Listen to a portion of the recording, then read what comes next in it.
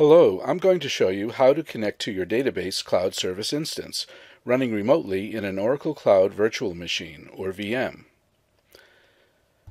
To access the database in your VM, you can either have a Cloud Service Administrator open ports, or, as we will show here, you can use Secure Shell or SSH client software to connect securely to the VM and log in to your database. Several SSH clients are freely available, including the SSH utility on Linux platforms and the PuTTY utility on Windows platforms. In this video, we will see how to use PuTTY to tunnel through an SSH connection to the VM hosting a database cloud service instance. And with that connection established, we will see how you can then use the PuTTY command window and other tools like SQL Developer to do typical database tasks. First, you generate and store a private and public key pair on your local PC using a tool such as the PuTTYGen key generator. Make a note of where you store the keys, as you will need this path when you create your database as a service instance. Next, when you create a database as a service instance, you provide the public key, which gets stored on the database as a service cloud server. Later, when you initiate an SSH connection, data encryption and decryption using the public and private keys allow your client and database as a service host to authenticate each other without passing the private key across the network. Before you use the PuTTY program to connect to a VM, you will need to find the IP address, SQLnet port, and SID of your database instance on your VM. And you will need access to the SSH key file that you used when you created your database instance.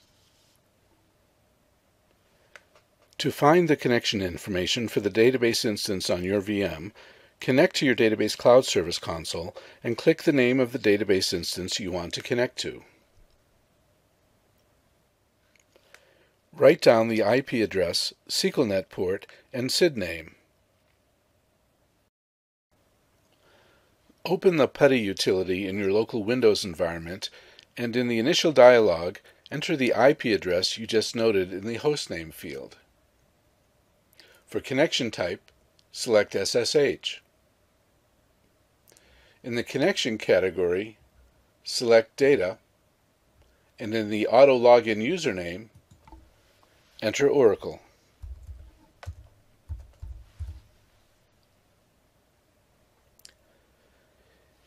In the connection category, expand SSH and select Auth. Click the Browse button to select the key file that you generated and stored on your local PC. Click Tunnels and take the local machine SQLnet port 1521 and forward it to the SQLnet port on the remote cloud VM.